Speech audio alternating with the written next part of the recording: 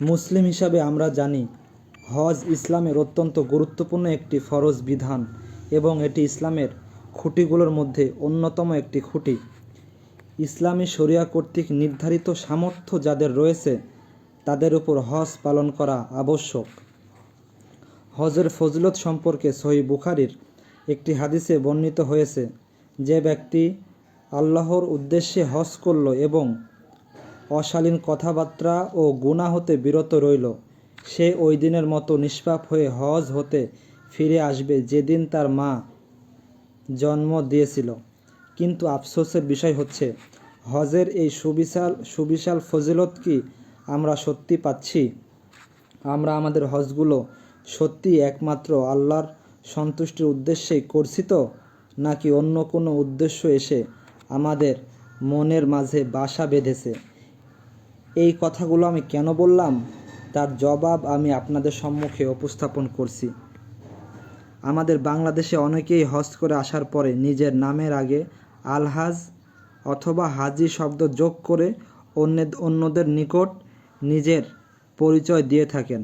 নিজের দোকানে, ভিজিটিং কার্ডে, বিভিন্ন ব্যানারে কিংবা পোস্টারে অনেকেই হজ করে আসার পরে নিজের নামের আগে আলহাজ অথবা হাজি শব্দ যোগ করে থাকেন। আর এমন ঘটনা আমরা অনেকেই নিজ চোখেই দেখেছি। যারা হজ করে আসার পর নিজের নামের আগে আলহাজ অথবা হাজি শব্দ যোগ করেন, তাদের নিকট আমি বিনয়ের সহিত কিছু প্রশ্ন করতে চাই। প্রথম প্রশ্ন, স্বয়ং রাসূলুল্লাহ সাল্লাল্লাহু আলাইহি ওয়াসাল্লাম এবং তার সাহাবীগণ কি হজ করে আসার পরে তাদের নামের আগে আলহাজ কিংবা হাজি শব্দ কখনো যোগ করেছিলেন? দ্বিতীয় প্রশ্ন, নামের আগে আলহাজ কিংবা হাজি শব্দ যোগ করা কি হজ কবুলের জন্য ইসলামী শরিয়া কর্তৃক নির্ধারিত কোনো শর্তের অন্তর্ভুক্ত? যদি বলেন এটি শর্তের অন্তর্ভুক্ত, তাহলে পবিত্র কোরআন এবং সহিহ হাদিসের আলোকে তার দলিল আমাদের সম্মুখে উপস্থাপন করুন। তৃতীয় প্রশ্ন, আপনি হজ করেছেন এইটা আল্লাহ সুবহান ওয়া তাআলাকে জানানোর জন্য নামের আগে আলহাজ অথবা হাজি শব্দ যোগ করা কি আবশ্যক?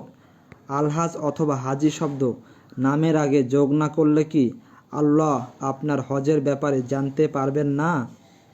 চতুর্থ প্রশ্ন, নামের আগে আলহাজ অথবা হাজি শব্দ যোগ করলে কি হজের নেকি পরিমাণে বেশি পাওয়া যায়?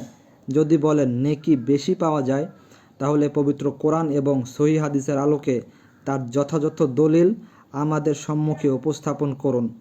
যারা হজ করে এসে নামের আগে আলহাজ শব্দ লাগিয়েছেন এবং আগামীতে হজ করে এসে যারা নিজের নামের আগে আলহাজ শব্দ যোগ করবেন বলে ভাবছেন, তাদের মাঝে সৎসাহস থাকলে আমার আজকের এই ভিডিওতে করা এই 4টি প্রশ্নের যথাযথ জবাব আপনারা দিয়ে যাবেন।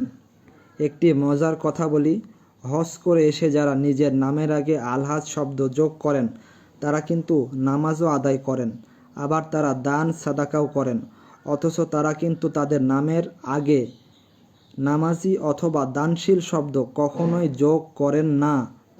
আসলে নামের আগে ইবাদতের কোনো কথা প্রকাশ করে কোনো শব্দ যোগ করার বিধানই ইসলামে নাই।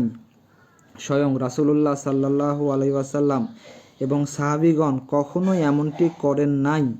নামের আগে আলহাজ অথবা হাজি শব্দ যোগ করার পিছনে যদি কারো উদ্দেশ্য থাকে, হজ করে এসে নামের আগে আলহাজ শব্দ যোগ না করলে পাবলিক কেমনে জানবে আমি যে হজ করেছি? পাবলিককে আমার হজের কথাটা জানাইতে হবে না? এত টাকা খরচ করে আমি হজ করলাম, সবাইকে আমার হজের বিষয়টা না জানালে হয় নাকি? এলাকার সবাই আমায় হাজি বলে ডাকবে, সম্মান জানাবে, বাহাবা দিবে, এলাকায় আমার একটা গ্রহণযোগ্যতা অর্জন হবে। বিষয়টা যদি এমনই হয়, তাহলে আমি বলবো সেই ব্যক্তির নিয়তের মধ্যে প্রচণ্ড পরিমাণে ভেজাল রয়েছে। তার এই হজ মোটেও আল্লাহর সন্তুষ্টির জন্য হয় নাই। এই হজ হয়েছে পাবলিককে দেখানো, পাবলিকের কাছ থেকে প্রশংসা ও সম্মান করানোর উদ্দেশ্যে। এই হজ কবুল হওয়ার কোনো প্রশ্নই আসে না। হজের সুবিশাল ফজিলতপূর্ণ যে হাদিস আমি আমার আজকের ভিডিওতে উল্লেখ করেছি, এই ফজিলত থেকে বঞ্চিত থাকার পাশাপাশি শুধুমাত্র নিয়তের ভেজাল থাকার কারণে অনেকেই হজ করেও জাহান্নামের দিকেই এগিয়ে যাচ্ছেন। এটির কারণ শুধুমাত্র নিয়তের ভেজাল। আপনাদের সকলের কাছে আমার বিশেষ অনুরোধ, নামের আগে ইবাদতের কোনো কথা প্রকাশ করে পরকালীন জগতে নিজের জন্য ধ্বংস ডেকে আনবেন না। নয়তো অনেক বড় বড় ইবাদত করেও শুধুমাত্র নিয়তের ভেজালের কারণে পরকালীন জগতে গিয়ে আপনাকে প্রচণ্ড রকমের আফসোস করতে হবে। তাই আসুন আমরা এখনই সংশোধন হয়ে যাই।